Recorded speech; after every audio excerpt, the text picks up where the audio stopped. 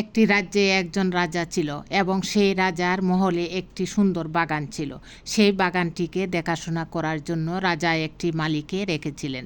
ওই মালি সারাদিন ওই বাগানের খেয়াল রাখত, গাছগুলোর দেখাশোনা করত এবং স্বাভাবিকভাবে রাজা ওই মালির কাজে খুব খুশি ছিলেন। হ্যালো ভিউয়ার্স, আসসালামু আলাইকুম। সবাই কেমন আছেন? আজকে আরেকটি নতুন ভিডিও নিয়ে আপনাদের মাঝে চলে আসলাম। আজকের ভিডিওতে খুব সুন্দর একটি গল্প আপনাদেরকে শোনাবো। রাজার ওই বাগানের মধ্যে একটি আঙ্গুর গাছ ছিল, আর সেই গাছে অনেক বেশি আঙ্গুর ছিল। একদিন এক পাখি ওই বাগানে আসে এবং ওই আঙ্গুর গাছ থেকে আঙ্গুর খায়। ওই গাছের আঙ্গুরগুলো খুব মিষ্টি ছিল, তাই পাখিটা রোজ আসা শুরু করলো। পাখিটা রোজ ওই আঙ্গুর গাছটাতে এসে বসতো আর শুধুমাত্র মিষ্টি আঙ্গুরগুলোকে বেছে খেত, আর টক আঙ্গুরগুলোকে নিচে ফেলে দিত। এই দেখে বাগানের মালিক খুব রেগে যায় এবং নিজেই সে পাখিটাকে তাড়ানোর অনেক চেষ্টা করে। মালিটি কিছুতেই পাখিটাকে তাড়াতে পারছিল না। হাজারো চেষ্টা করে পাখিটি কিছুতেই যাচ্ছিল না। কিছু বুঝতে না পেরে মালিটি রাজার কাছে এসে উপস্থিত হয় আর রাজাকে পাখিটির সম্বন্ধে সমস্ত কিছু বলে, আর তার সাথে এটাও বলে যে, মহারাজ, আমি ওই পাখিটাকে বাগান থেকে কিছুতেই তাড়াতে পারতেছি না, এখন আপনাকেই কিছু করতে হবে। এটা শুনে মহারাজা বলে, আমি নিজেই পাখিটিকে ধরব। পরের দিন রাজা বাগানে যায় আর ওই আঙ্গুর গাছটির পিছনে লুকিয়ে থাকে। পাখিটি প্রতিদিনের মতো বাগানে আসে আর ওই আঙ্গুর গাছ থেকে আঙ্গুর খাওয়া শুরু করে। সুযোগ বুঝে রাজা পিছন থেকে ওই পাখিটিকে ধরে ফেলে। পাখিটি রাজার হাত থেকে বেরোনোর অনেক চেষ্টা করে, কিন্তু কিছুতেই পারে না।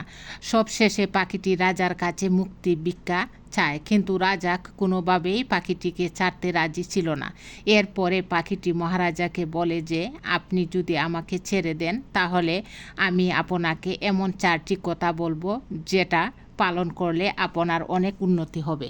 এটা শুনে রাজা বলে, আমি তোমাকে ছেড়ে দেব, কিন্তু তার আগে তুমি আমাকে ওই 4টি কথা বলো। ওই কথাগুলো শোনার পরে যদি আমার মনে হয় তোমাকে ছেড়ে দেওয়া উচিত তাহলে আমি তোমাকে ছাড়ব, না হলে ছাড়ব না। পাখিটি বলে, ঠিক আছে। প্রথম কথাটি যেটা পাখিটি বলে সেটা হলো, মহারাজ, আপনি কখনো আপনার শত্রুকে নিজের হাত থেকে যেতে দেবেন না। রাজা বলে, ঠিক আছে, এবার দ্বিতীয় শিক্ষাটি বলো। এরপরে পাখিটা বলে, দ্বিতীয় শিক্ষাটি হলো, যদি কোনো কথা আপনার অসম্ভব বলে মনে হয় তাহলে কখনো সেটা নিজে চোখে না দেখা পর্যন্ত বিশ্বাস করবেন না। এরপরে রাজা বলে, ঠিক আছে, তৃতীয় শিক্ষাটা বলো। তৃতীয় শিক্ষাটি যেটা পাখিটি বলল সেটা হলো, কখনো কোনো কিছু নিয়ে আফসোস করবেন না, কারণ যেটা হয়ে গেছে সেটা হয়ে গেছে, সেটা আর কখনো ফিরে আসবে না। এরপরে রাজা বলে, ঠিক আছে, চতুর্থ শিক্ষাটি বলো।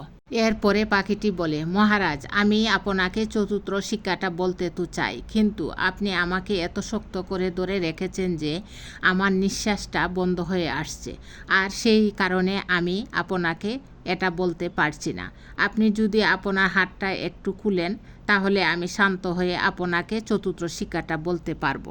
রাজা পাখিটির কথা মেনে নেয় এবং নিজের হাতটা একটু আলগা করে, এবং ঠিক সেই সুযোগটা কাজে লাগিয়ে পাখিটা রাজার হাত থেকে বেরিয়ে উড়ে চলে যায় এবং একটি উঁচু ডালের গাছে গিয়ে বসে পড়ে এবং জুড়ে জুড়ে হাসা শুরু করে এবং বলে, মহারাজ, আপনি সত্যি অনেক বোকা। আপনি যদি আমাকে না ছাড়তেন আর আমাকে মেরে ফেলতেন তাহলে আমার ভিতরে 2টি অমূল্য হিরে ছিল, যে হিরে দুটো এতটাই দামি যে আপনাকে একজন শক্তিশালী রাজা করে তুলতে পারত।